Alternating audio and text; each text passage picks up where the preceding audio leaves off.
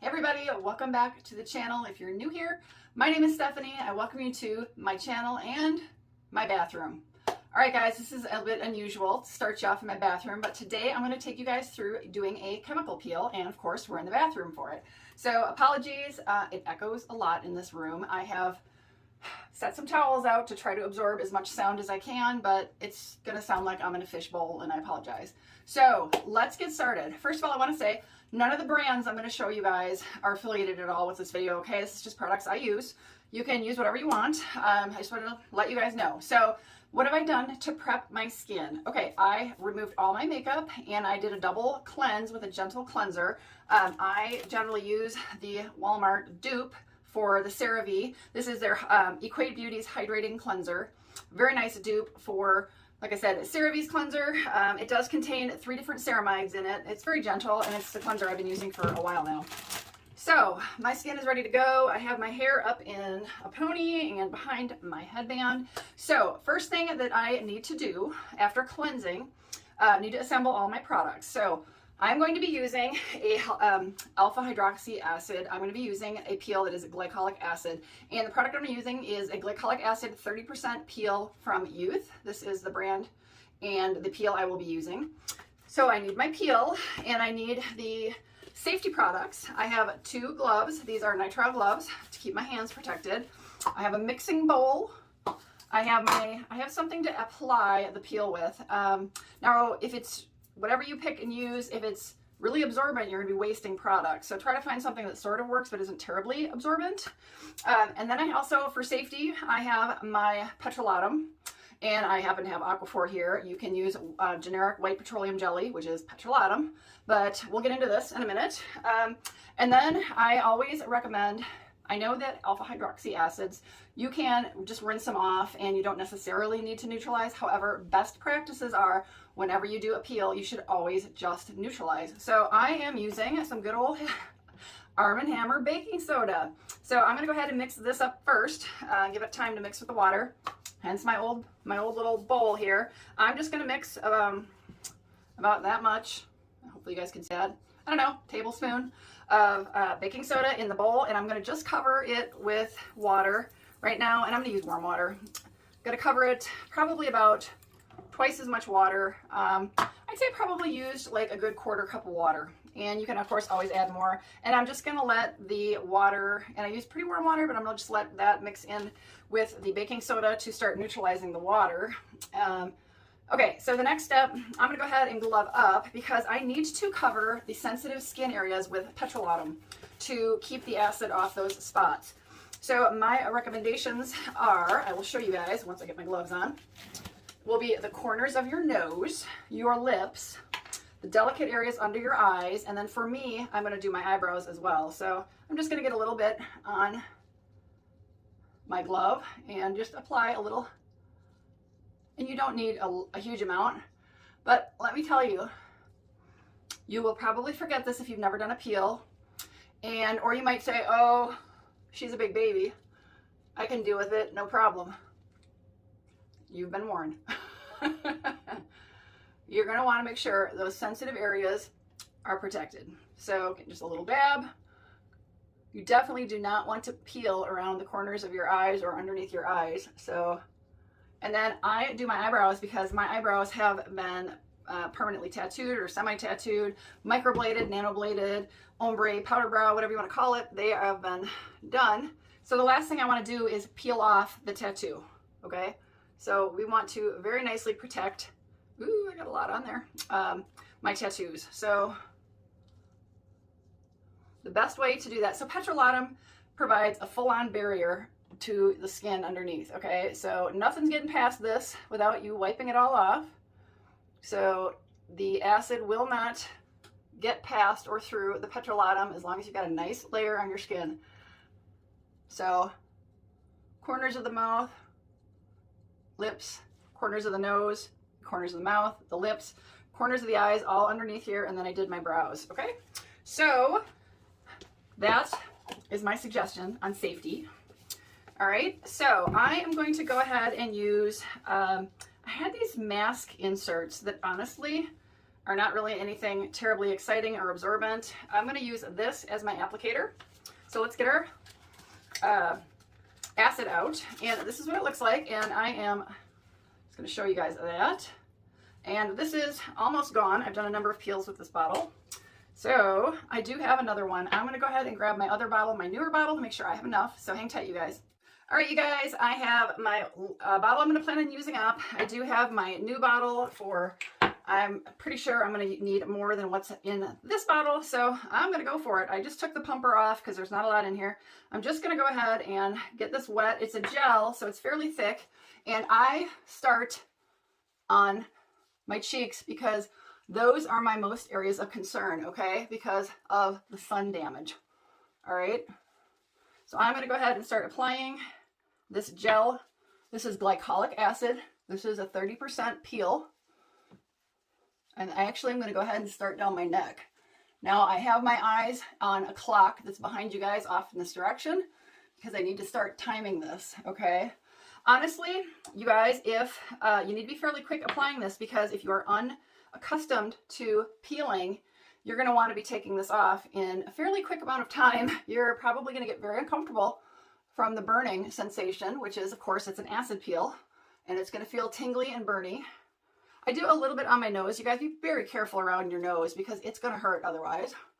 So I already can feel the stinging on my neck a lot, all right? So I have a lot on my sides of my cheeks. I did a light peel down underneath and on my chin. I'm not going to reapply it like I am going to reapply it on my cheeks. All right, I'm just about out of this bottle here. I may not need to use the new bottle, but it's here if I want to. And this, again, it's kind of wasteful. If you can find something that's not terribly absorbent, I'm going to do a little bit between basically my nose and my mouth or my lips, but not a lot. And I'm avoiding those sensitive skin areas. Now, I do want to get right up to my lip here because I do get some of those areas that need to be exfoliated, those little rough surface skins. So I do tend to do that. And I do like to, like I said, reapply on my cheeks. I have a lot of sun damage. And you guys, if you are driving to work, back and forth to work every day, driving your children to school and picking them up every day, this side of your face, the side that faces the window, the driver's side window, is going to have sun damage if you have not been using SPF every single day. So on the note of SPF, once you start doing this, absolutely must never leave the house without SPF, okay? You are, during this peeling process, which is about 2 weeks, your skin is compromised. First of all, you should never leave the house without SPF. And a bare minimum would be 30. Honestly, I usually try for at least 40 or higher. My SPFs are either 44 or a 46. And I use, this product here is the Dermatology's Physical Tinted Moisturizer and SPF. It's an SPF of 44. I also use their Universal Tint, which has got a chemical SPF in it, and that's an SPF of 46.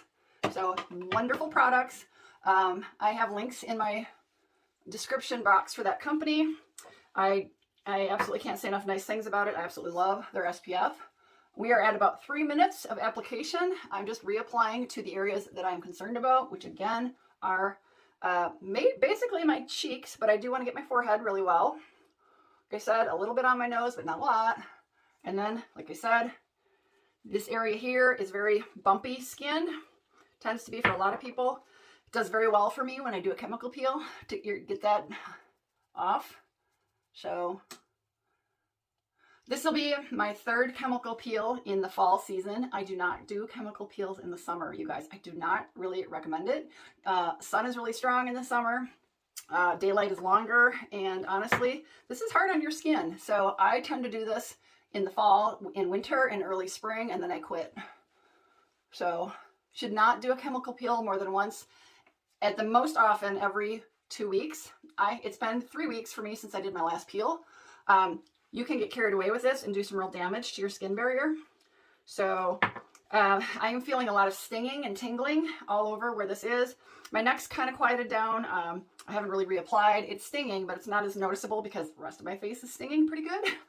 So the idea behind this will be you are unlocking, and basically the acid gets in there and it's going to completely detach that top layer of skin, okay? And I can tell you by tomorrow, my skin to my touch is going to feel weird, okay? Because it's already detaching from the skin underneath it.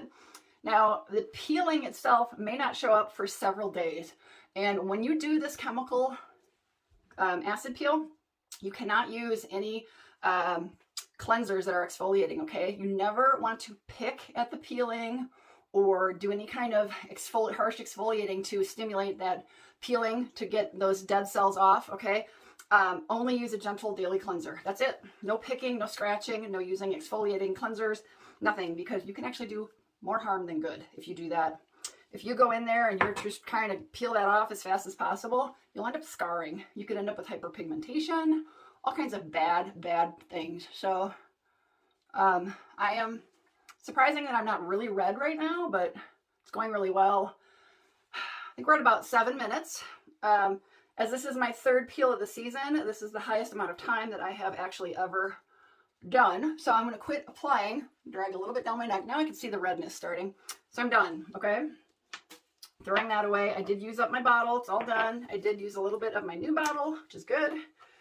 I'm going to go ahead and let this go for a little bit longer. And off camera, I'm going to go ahead and neutralize. So I'm telling you guys right now, I have been neutralizing this bowl of water with Arm & Hammer baking soda. I'm going to add a little bit more in there. It's neutralizing the water. What I will be doing is I will be rinsing my face with water, tap water, and then I will be going ahead and applying the water that's been mixing in with the Arm & Hammer, splashing that on my face, rinsing with more tap water, adding more water in with the Arm & Hammer and kind of slathering that paste all over my face, letting it kind of sit on there for a little bit, and then rinsing. Rinsing, okay? With alpha hydroxy acids, they do get neutralized fairly nicely with water, but you always, best practice is you can buy actual neutralizing products to use on your face. I just use tried and true Arm & Hammer, $1 at the dollar store, or 50 cents, I can't remember, but very inexpensive to get that and easy to have on hand. So I will be back with you guys after I am done rinsing and neutralizing, okay? So hang tight, guys. I have rinsed and rinsed and rinsed and neutralizes and rinsed and rinsed and neutralized and rinsed some more. And honestly, my skin is stinging and burning as it should. I will probably go ahead and continue to rinse a little bit more. But follow-up notes on this. You can use very gentle moisturizers on your skin. Nothing with retinols. You should stop retinol use at least 3 days before you do a peel, by the way. I forgot to mention that at the beginning. But no retinol use while you're going through this peel. Hold off after you've done this chemical process that I just did. Hold off for at least 4 more days before you reintroduce retinol. If you're not used to doing any retinols, don't introduce them now, okay? You should also not be using, like I said, any cleansers that have AHA or BHAs in them. Just very gentle cleansers, okay? And make sure, like I said, any moisturizer you use, make sure it doesn't have any added retinol in it or retinol type products. And again, SPF, all right? Sun protection at any point in time. Even if you don't leave your house and you're just near windows, you need to make sure you have SPF on, okay? So my skin is red, irritated. I can already feel that that outer layer is detached. It kind of has like a rougher than normal feeling. Like my skin suddenly feels very rough, and it should. The acid has done its job. It has gone in and chemically broken that barrier from that outer skin layer that's pretty much dead, and it's detaching that barrier so that all that will eventually peel off. And this is not a harsh enough peel, and I don't leave it on long enough that I'm gonna have, like, literally look like those pictures you see of people with, you know, huge peels of skin. For me, it's always just little flakes that are almost hardly noticeable. So let me know, you guys, down below in the description. If you have any questions, like I said, this is the peel I have used. It is a glycolic acid peel, which is an alpha hydroxy acid. I do have 2 different other peels I do use. I do have a strong lactic acid peel that I do use on occasion. And then I do have a beta hydroxy acid peel, which is a salicylic acid peel, much stronger, and you absolutely have to neutralize, okay? Beta hydroxy acids cannot be neutralized with water.